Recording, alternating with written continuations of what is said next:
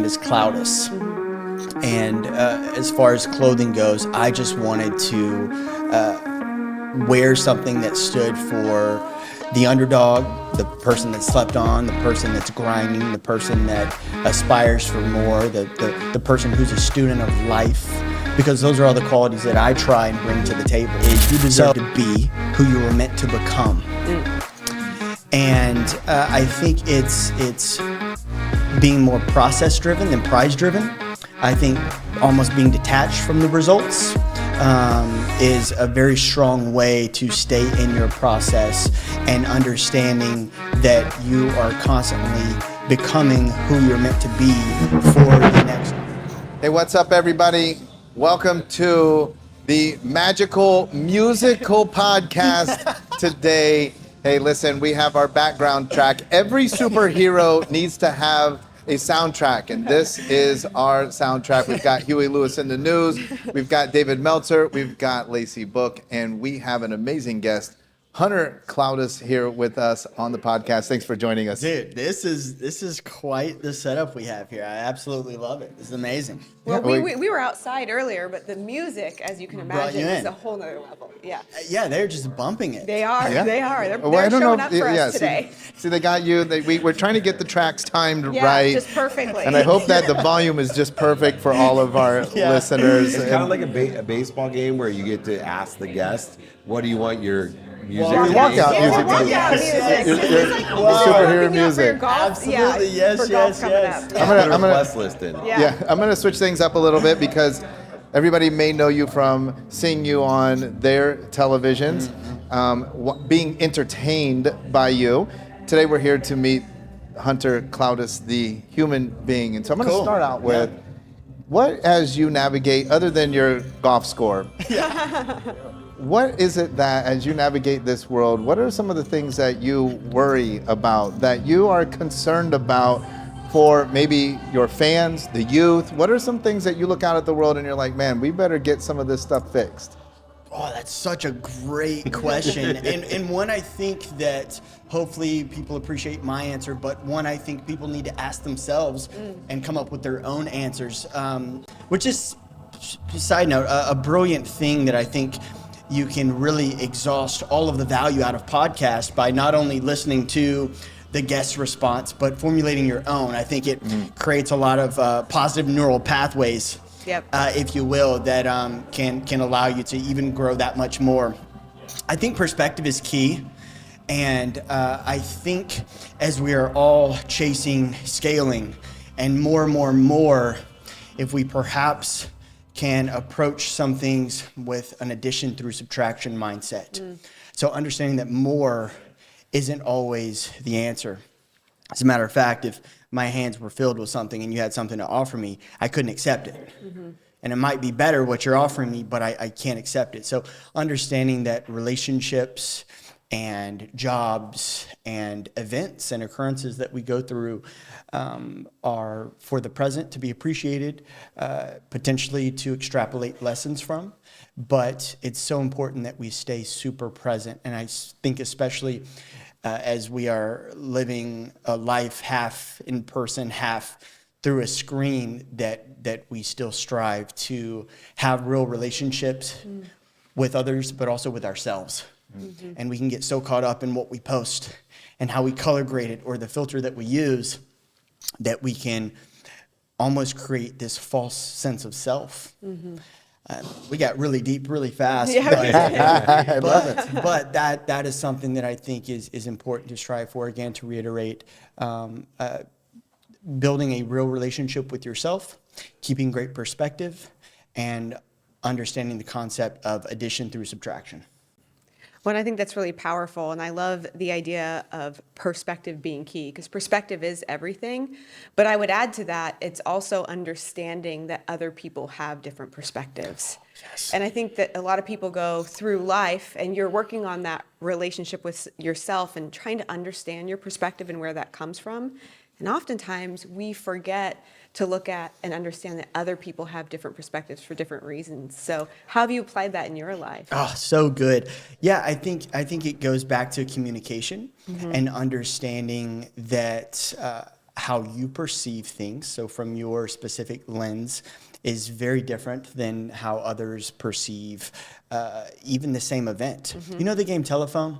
If David were to whisper a word in my ear, by the time it gets to you, Shawn, it's probably going to be a different word, especially if they would kick back into your tracks, right? Yeah. It's Elton John off. So is life, right? So I think it's important that we never assume that they know. Substitute they with relationships, business-ships, anything.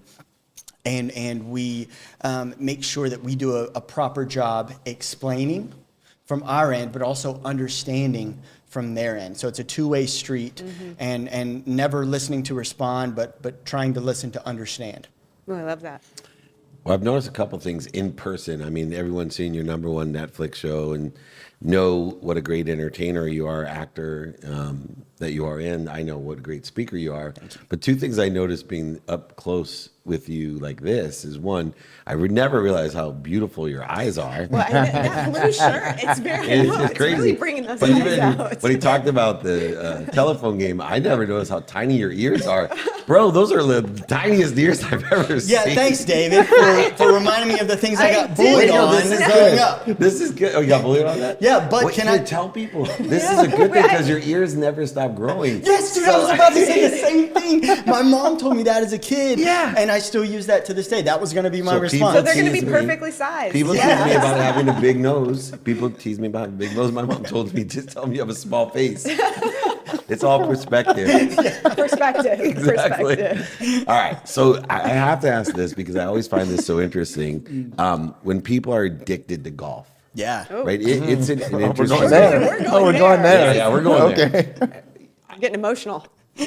I love the game, and I love playing with my son. Not because I know anything. I've never had a lesson. You played with me. You know I can't teach anybody anything other than I think it's the greatest way to teach mindset. For you, why do you think, #1, you're addicted to the game, and 2, what do you extract? Like what's the power of that game to you? Yeah, I think it's taught me the importance of being efficient with recentering. So in golf, if you hit a bad shot and you let it linger in the mental, it can physically affect your next one. Yep. So is life. I think when we have stresses that we inevitably will, we can either deal with them, again, extrapolate the lessons and keep calm and carry on, or we can live in that.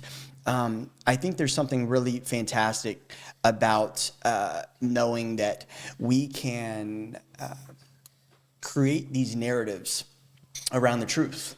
And the further we get away from a present moment, the more gaps we fill in with our trusted memory, which, as we know, can embellish, can lie, can create these very wild tales that if we tell ourselves enough, we believe it to be true. So golf has taught me the importance of recentering, and how I apply that to life is, again, deal with the facts that are. And once it's past, it's in the past. Extrapolate all you can, but I don't try and revisit it to romanticize it or redistribute it in a way that could negatively impact my future. And are you addicted because of those 2 lessons? No, David, I'm addicted because when I flush the ball, it is the most effortless yes. feeling there is. I made the Effortless. mistake. I have to admit this. I usually too much information, but I literally made the mistake because my son, who's only 14, hit the ball perfectly and had that sound. Oh, and yes, and yes. he had this look on his face, and I forgot that he's only 14. I'm like, it's just like having sex. And he looked at me like, Dad, I have no idea what you're talking about. Maybe someday, but at least he has some feeling of what it's going to feel like. It's yeah, right. No, it's so effortless, and I think it's cool when you can find something like that that requires you to focus in and zone in, and a good shot really makes all the bad shots kind of melt away. And so is life. I think we can go through a million relationships, but when you find the perfect one, it's like, oh. And it keeps you, continuing. Well, I like that. Life lessons in golf. I love it. Well, and to continue on that, I like that because I will emphasize it's not you said you hit a great shot, but you don't hit a perfect shot. And in fact, you ask people in golf, how many holes in one do you have? People aren't like 500. Yeah. Right? right? Lesser tiger. It's even then, right? But still, like it's a rare occurrence, and I think it also teaches us in life, like you go and play a full round of golf and you find these great shots, but they still weren't perfect because the intention when you were 130 yards out was you're going to put it in the hole. You hit it to 8 feet and you're like, that was a great shot, but it was not perfect. Now in business and in life, it's full of that. And so many people get stuck because there's a lot of, like, imagine saying, I'm not going to play golf because my last round, I didn't make a hole in one. So after that, I was done. Like, then Yeah. what would be the point of it? But we go through days and weeks and months in business, and we don't do it exactly perfect. This podcast is not perfect. Was music playing. It probably will come back again. It will make it imperfect. Cancel. But we do the best that we can, and we look for those great moments. That moment where you gave a great answer, a great question, and that brings us back. That's what brings us back in business and relationships. It's those moments that of greatness that cause us to want to repeat the sequence, right? Is we know that we can get back there again. Even if just once, even if it's and a Shawn, what I fleeting. like about it too is that there's two ways it goes. It's like you have a horrible round, but when you have a horrible round, it's always the last hole that you end up on or burn, and then or just even a great shot. One great that keeps shot. you coming back. But there's also that 6 holes in a row you played really well, and then the last 3 you dive, and then that keeps you coming back because you just remember the 6 holes in a row, and you're like, oh, if I just would have finished. Exactly. I love both sides. Golf of is a game of realizing your potential, right? Yeah. Like you have these moments of potential realization and you go, I can get back there again and I can do better. I'm striving to do better. that. Lacey, that is the best thing I've ever heard about golf. Yeah. Like that is awesome. I love that. And something that I will remind myself of is don't get upset with the results from the work I didn't do. Right. So I really try and refrain from comparing myself to the Tigers and the pros. This is all they do day in, day out. Everything is built perfectly for them. I So do that with you with looks. I'm like, that's his job. But you didn't. to look good. But you didn't put in the work. Job to look You good. But you didn't put in the work. You got up this morning and you picked that outfit. Shave with his shirt on. He does the work. Thank you, Dave. But so is life. And I think sometimes we draw comparisons to other people potentially in our space, but we don't know what they're coming in with. We don't know what they inherited. We don't know who put them on. We don't know what shortcuts were made accessible to them that we didn't have. So it's an unfair comparison. So just like with golf, I try and keep good perspective. I try and keep a similar perspective when it comes to life and business. I want to talk about shift now into your business hand. We have a clothing line. Yes. Tell us how you, one, make that transition. What makes you decide you want to get into fashion and clothing? Yeah, I think it's always exploring and creating different spaces and figuring out where I can be creative and help people. And for me, my brand is Clowdus. And as far as clothing goes, I just wanted to wear something that stood for the underdog, the person that slept on, the person that's grinding, the person that aspires for more, the person who's a student of life, because those are all the qualities that I try and bring to the table.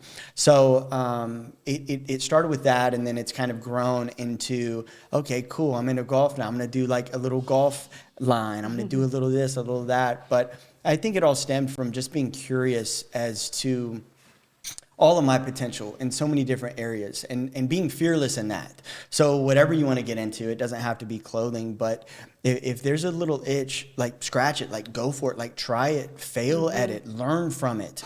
That's where you can level up in other areas, which I people ask me, like with acting, like be the best actor, be the best actor. I just wanted to be the best hunter.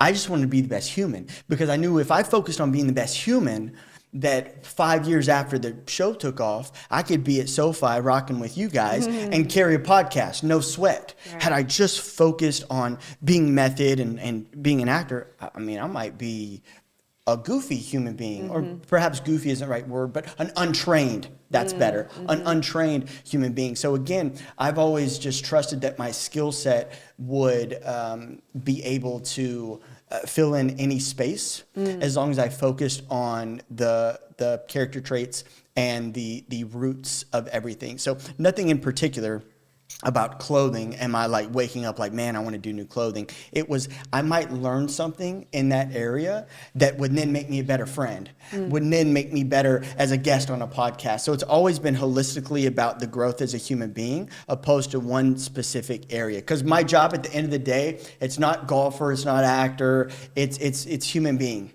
And loosely define that as a friend, a son, a brother. I'm fortunate I have an older sister, a family member. You know, it's those things that I really want to look back and be proud of. Not so much my professional accomplishments, but my personal achievements and my anchors that make me proud to be Hunter Clowdus.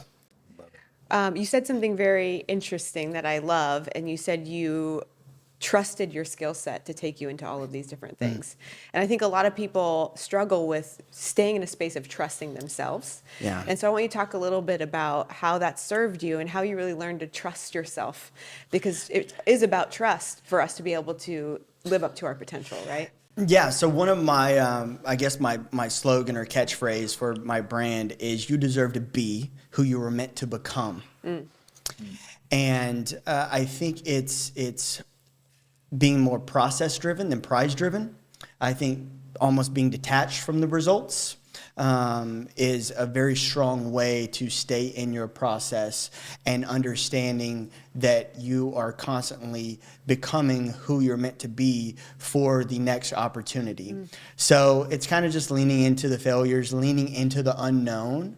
You know, it's crazy. As a kid, we get so excited about learning something new or doing something new. And then as we get older, it's like if it's outside of our routine, we paint it with stress. We paint it with problems. But it's beautiful. It's a chance to continue to live life. So no matter if the world deems it as good or bad, I just try and paint it as an experience and be appreciative in that. Love it. You know, shifting gears a tiny bit, and I'm always curious when I meet successful young people because I didn't handle my own relationship with success and money very well in my 20s and 30s, and always elevating my awareness to how can I get inside the head of understanding that relationship with people like you or, you know, the amazing Austin Eckler or Michael Chandler or other people that have grown up with nothing and now can buy whatever they want. And I know what that feels like, and I know I couldn't handle it. What is your relationship with money? And does it have scarcity and fear like I had when I was young, that I was constantly identifying with it and worried I was going to lose it? Great question, and one that I ask myself more frequently than you can imagine. I think at the end of the day, it's great to talk about feelings and emotions and positive mindset and happiness, but mortgages are still real. Car payments, like it still costs money to live life. So you do have to tend to it and understand it.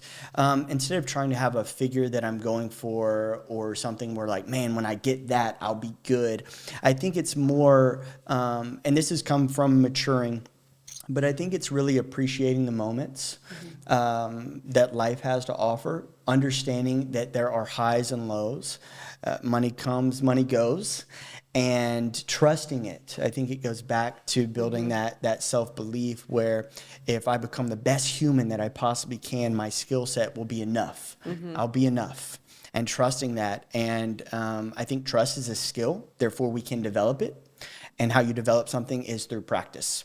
So if you never give yourself a scary situation, then you don't handle fear as well. You just don't have the repetitions. So I think it's putting yourself in situations that could be perceived, at least internally, as stressful or scary. And that could be as simple as going to the tee box and trying to hit a drive in front of your friends. In a pro-am. But it can be very micro where we get this practice in. You know, a lot of my failures come in the gym. I've been in the gym over, the past 20 years, and I'll go for a set and I'll fail. And what I do the next day, I get back in the gym and I go for it again. So I've built it in a safe way. So now when it's an audition or the tee shot at the Pro-Am, it's like I've failed a million times before. I'll fail a million times again. This is just another chance to play the game. Absolutely love it. And I love you sharing this development of being a good human. And I love you sharing that human side here on the podcast, giving everybody an opportunity to see Hunter rather than a character that you're playing for, everyone's entertainment. We're going to wrap up with Dave's life's lessons. What did you learn from Hunter today? I'm staying away from any ear comments, so I'm going to move to something much deeper than the beautiful eyes and ears that my friend has. For me, it's amazing how many successful people not only have a desire to be what they must become or must be, but also the idea of detachment. It's just one of the single things that is so hard to understand. It's counterintuitive. It's counter to human nature not to have an attachment to a goal, but still have goals. And everything that Hunter talked about was, I have all these big dreams and big goals, but I've been able to not attach my emotions to the goal, but to the process, the systems of doing my best and learning lessons, and of course, having fun. So it's a huge takeaway that I think is applicable to everyone of every age, and it's also counterintuitive, so it's a very difficult lesson to learn. But I'm, again, so proud not only to do a podcast with the two of you, Shawn, Lacey, but that we get to bring in like extraordinary guests like Hunter Clowdus, which he's just getting started, as Shawn and I know. Lacey, since you guys are the same age, Perfect. You guys have much We have a bigger- long runway, not like y'all. So, but, I'm so proud of you, man. Thanks for joining us. So you know that last scene when Rocky and Apollo go in the gym, and right, and they.